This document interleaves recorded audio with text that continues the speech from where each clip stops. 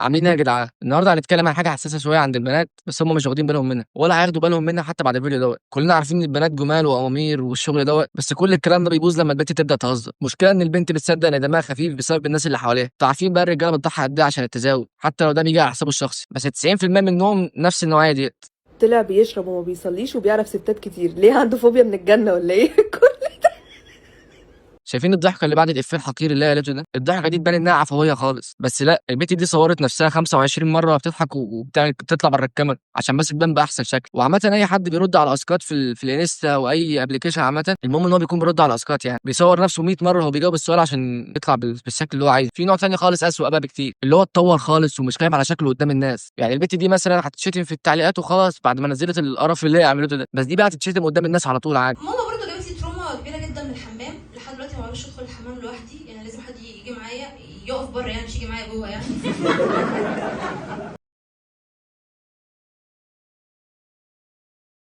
وانا صغيره كانت بتقول لي احنا ما ينفعش، انت ما ينفعش تستحمي في الحمام بالليل. قلت لها ليه؟ قالت لي اصل ده بيت الشيطان ممكن يلبسك. قلت لها هو دلوقتي بيت الشيطان والصبح هيبقى بيت الطاعه يعني ولا ايه؟ مش فاهمه. انتوا متخيلين ان بنسمع الافيه ده اكتر من مره في الفيديو؟ يعني انت سامعه مره واحده بس، انما انا في المونتاج بنسمعه اكتر من مره. متخيلين العذاب اللي انا فيه؟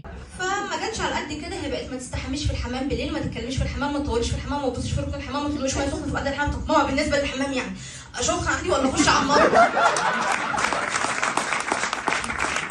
واخدين بالكم من حركتها بعد الافيه برضو، اللي هو ايه الدنيا هتحرجوني ولا ايه؟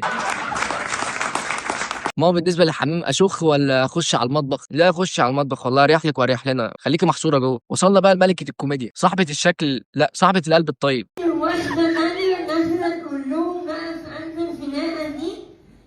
والله يا جماعة أنا فخورة جدا بإسراء ومراة حلوة جميلة، برغم كل اللي في وشها عايزة غيرها. واخدين بالكم يا جدعان؟ مفيش غير واحده بس اللي ضحكت، اللي هي صاحبتها اللي بتصور اصلا. هو عشان في الاغلب الناس اللي واقفين دولت مش فاهمين حاجه، انا مش فاهم حاجه، بس هو الموضوع بيضحك بصراحه. يعني مش عارف انا ايه اللي خلاني احطها في الفيديو، يعني هي بتضحك، دمها خفيف بصراحه.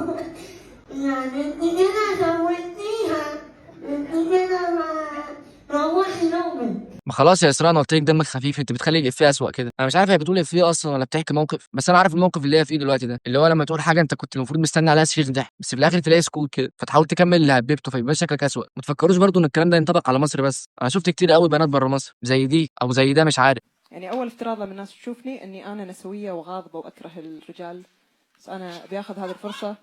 يعني مثلا ايه اللي بيضحك دلوقتي؟ في سمعتوا الضحكه دي؟ بياخذ هذه الفرصة فدول 100% بوتات، دول مش ناس حقيقيه كده كده، هم جايين عشان يضحكوا. علشان أوضح موقفي. أنا أكره كل الناس بالتساوي والإنصاف، ما فرقت على كونهم رجال. My hatred is inclusive. ماي هيتريت ماي هيتريت از انكلوزيف. منك انت لما ما بتحبيش حد بسهوله، يعني اللي صعب حد يوصل لقلبها. عارف البنت اللي هتيجي في التعليقات وتيجي تقول لي يعني الرجاله دمها خفيف؟ لا يعني اكيد في رجاله دمهم تقيل. هو موضوع خفه الدم برضه دوت اذواق، يعني ما ينفعش نحكم عليه. يعني انا بضحك على حاجات انا متاكد 100% ما حدش بيضحك عليها غيري، واعتقد برضه اي حد كده يعني. بس برضه انت ربنا ما خلقكيش هنا، انت مكانك مش هنا على المطبخ. لا بهزر يا بنات، انا مش حامل الحملات اللي هتتعمل عليها على الفيس. وكمان يعني دي مش مكانها المطبخ، دي شكلها يدي مثلا على مديرة شركه تسويق عقاري او اسيستنت في درس انجليزي مثلا. بس هو عامه اي حاجه غير الستاند اب كوميدي، يعني او اي حاجه لها علاقه بالكوميديا. انا برضه بحس باحساس غريب كده لما النوعيه ديت من البنات بتحاول تضحك او ترمي افيه او ايا يكن بيكون هدفها انها تضحك. واحدة تانية داخلة كلهم بقى في قلب الخناقة دي.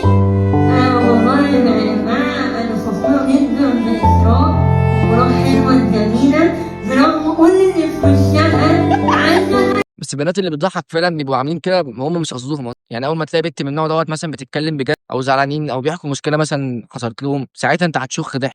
عمل لي بلوك. نهى علاقتنا ببلوك.